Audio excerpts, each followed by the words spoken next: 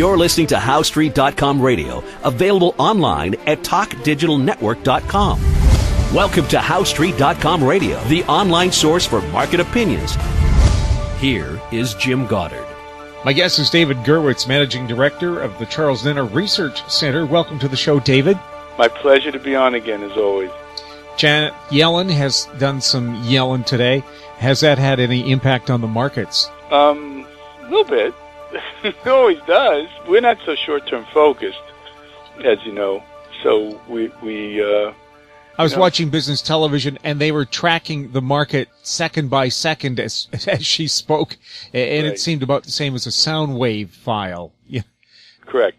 And I don't know if people are trading that fast, depending on that. She did kind of hint that there's going to be 2 quarter-point increases in interest rates this year, and then they'll put a cap on it next year. Mm-hmm. Does she have any influence on that? We don't think so. As you know, we don't think. It sounds like you got to remember something.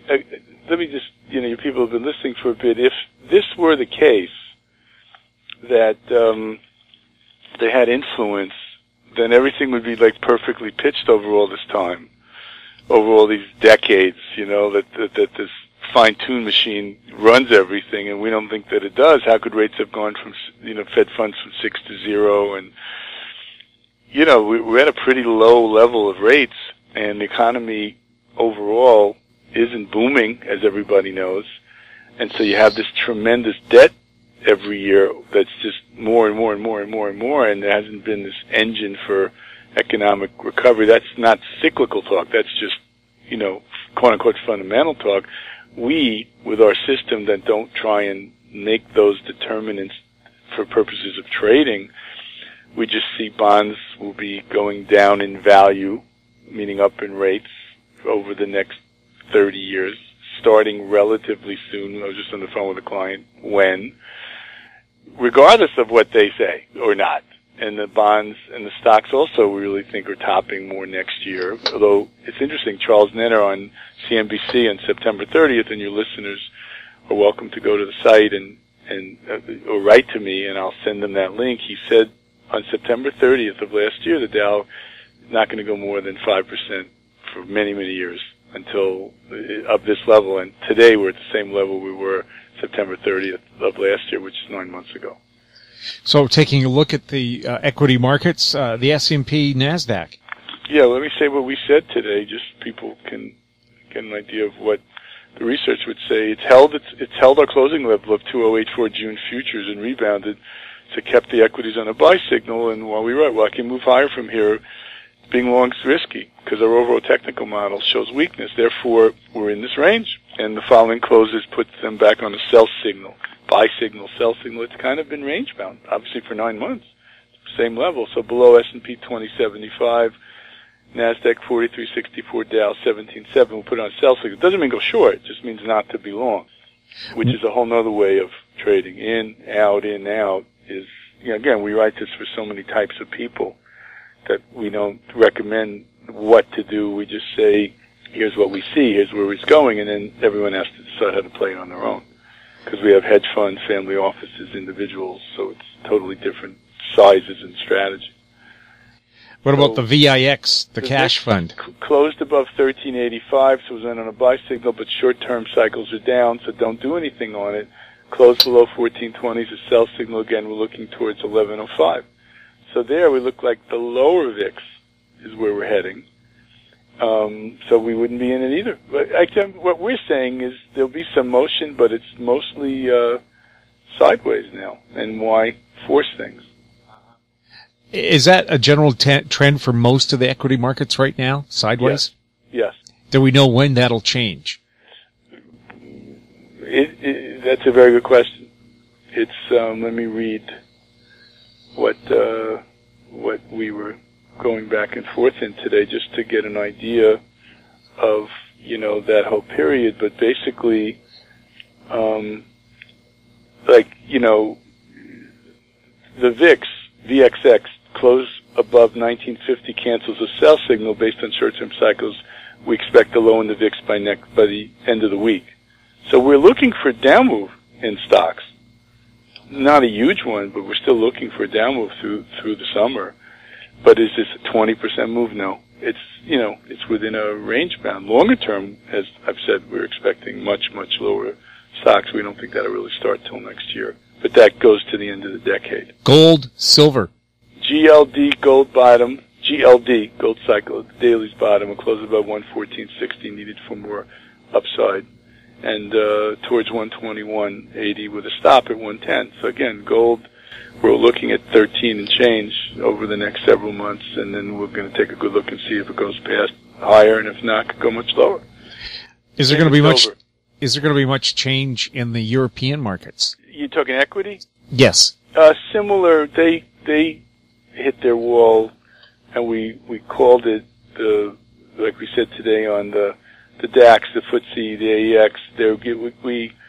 We're even though geopolitical issues such as Greece abound, we actually saw a short-term buy signal above certain DAX level, FTSE and AEX. I don't know how many Americans play that stuff. My sense is not too many. Canadians are a little different. That's a true statement about anything. Canadians are a little different. Crude oil. Crude, we saw a attempt to weakness in crude, close below 57.30. You need to cancel the buy signal, but we could see a test towards 62.40, long-term way up. We'll have more with David Gurwitz right after this. More and more people are looking to the Internet for intelligent, riveting, and thought-provoking interviews. To advertise on the Goddard Report and TalkDigitalNetwork.com, call 604-699-8600, 604-699-8600. Welcome back. We're speaking with David Gurwitz, Managing Director of the Charles Nenner Research Center, taking a look at the currencies. I know we talked about the U.S. dollar. What about the euro, the Canadian dollar, and Australian dollar, and the yen? I'll go through all of them, what we wrote today. Again, there was dollar weakness in the beginning of the day. And let me read you what we said about all the different currencies we cover. The euro dailies are up. We're looking for a higher euro, but if it closes below 111, cancels to be long. The Aussie, no change. It's in a trading range. Still need to close above 77.95 to cancel the sell signal. The U.S. Canadian dailies are down, so that means more Canadian strength. But to move towards 118, we need to close below 121.60, and the yen, which we saw today, was looking interesting. We need to close below 122.05 dollar yen to give a sell signal, lead to the yen breaking out and a stronger yen versus the dollar. And the euro yen, short-term euro yen, topped, which makes sense given what I just said before, that the yen will be stronger, therefore the euro yen will be weaker. And closing out with the bonds. Bonds, a good question. The person I was on the phone, was asking when's the long-term short, because rates have to go up. The answer is yeah, but that's been the question people are asking. And they've been, there's certain levels about the TLT, which is the bond fund, and the bounce for the 10-year and the 30-year. But, we still think long bonds right now is also risk. So there's a lot of sideways stuff. If people can choose not to be in, it's probably better at this point, which is also advice. Advice not to do something is just as valid as when it is to do something. Do people feel, an itchy trigger finger that if they're not shooting all the time, they're not hitting their targets? I think that's true in life. Think of how many things we're triggering all the time with our cell phones and our switches. And so people are, we're used to pressing buttons and thinking it makes things happen. And a lot of times in trading, you're best to just walk away and don't do anything. You're not missing anything.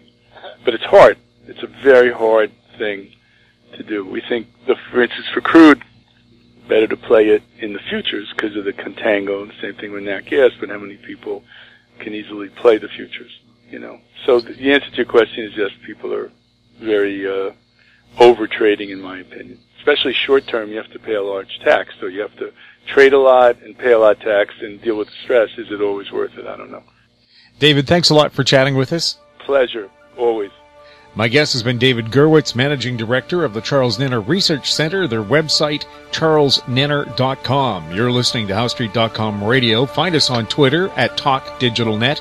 Our popular YouTube channel is Talk Digital Network. Comments about the show can be sent to info@HowStreet.com. I'm Jim Goddard. Comments made on HowStreet.com radio are an expression of opinion only and should not be construed in any matter whatsoever as recommendations to buy or sell any financial instrument at any time. Available online at TalkDigitalNetwork.com. HowStreet.com radio is a production of HowStreet Media Incorporated.